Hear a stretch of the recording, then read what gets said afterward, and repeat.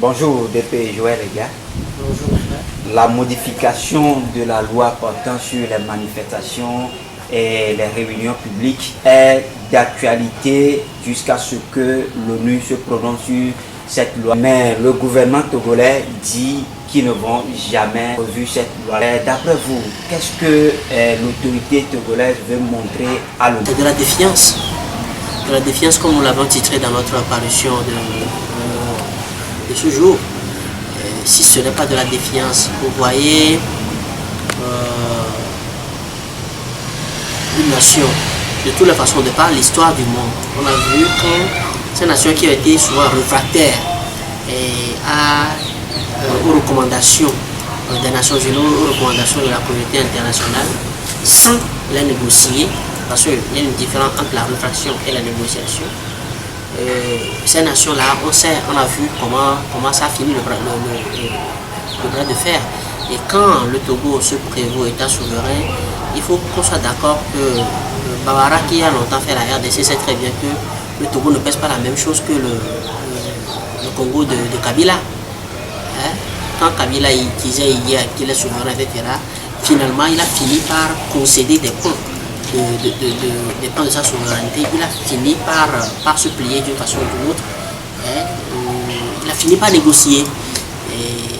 Mais si aujourd'hui le pouvoir dit qu'il n'y aura pas de relecture de cette loi, nous l'appréhendons simplement comme une cible qui se trouve dos au mur et qui est en train de jouer ses vatous. Sinon, que moi je me serais attendu à ce que l'État dise ok, nous allons étudier quelle application donner à ces recommandations des Nations Unies. Monsieur sait que dedans, il peut être bouillon. Pourquoi est-ce que le pouvoir tient tant à verrouiller? Ce n'est même pas, nous parlions hier dans nos parutions de rétrécissement de la loi, la fameuse loi Bodona, mais là c'est carrément le verrou carrément des libertés de manifestation. Et pourquoi est-ce qu'on tient tant à verrouiller les libertés de manifestation? Est-ce que nous sommes devenus la Corée du Nord? Mais ce qui me réconforte moi, c'est qu'avant que Bawara ne fasse cette sortie, le secrétaire général des Nations Unies a bien dit lors de la 114e Assemblée générale des Nations Unies qu'on ne peut pas, au nom de la lutte contre l'extrémisme, au nom de la lutte contre le djihadisme, violer et porter entorse aux droits de l'homme. Et quand vous voyez la constitution togolaise et comme les instruments internationaux auxquels le Togo est parti, la loi dans sa mouture actuelle est une violation, c'est-à-dire que c'est une asphyxie carrément imposée aux populations. Et nous trouvons que si le ministre Bawara choisit d'adopter la posture de défiance, c'est parce qu'il sait très bien à quoi il joue. Soit il veut aider son patron, il veut aider comment l'appelle-t-on, son employeur à couler carrément, et bon, il va s'en laver, il va jouer au Ponce Pilate, ou alors il trouve que comme ils sont obsédés du côté du clan cinquantenaire, ils trouvent que non, que si on concède la moindre parcelle, ça va leur faire déposséder de ces privilèges indus dont ils se sont accaparés depuis des années, et qu'ils jouent tous les jours à se matcher, toutes les vérités qu'ils voudraient leur arracher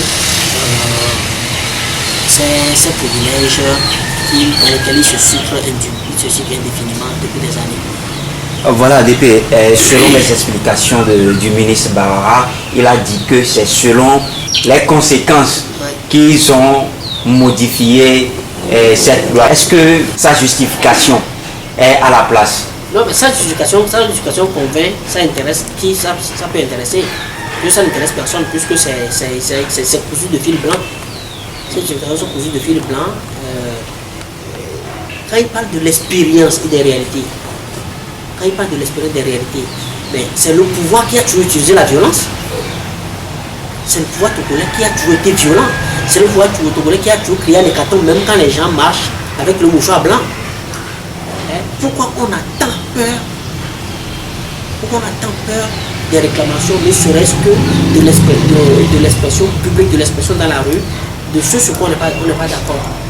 Pourquoi on a tant peur? C'est vrai qu'on veut se tracer un boulevard vers 2020, Mais voilà que des signaux viennent d'ailleurs.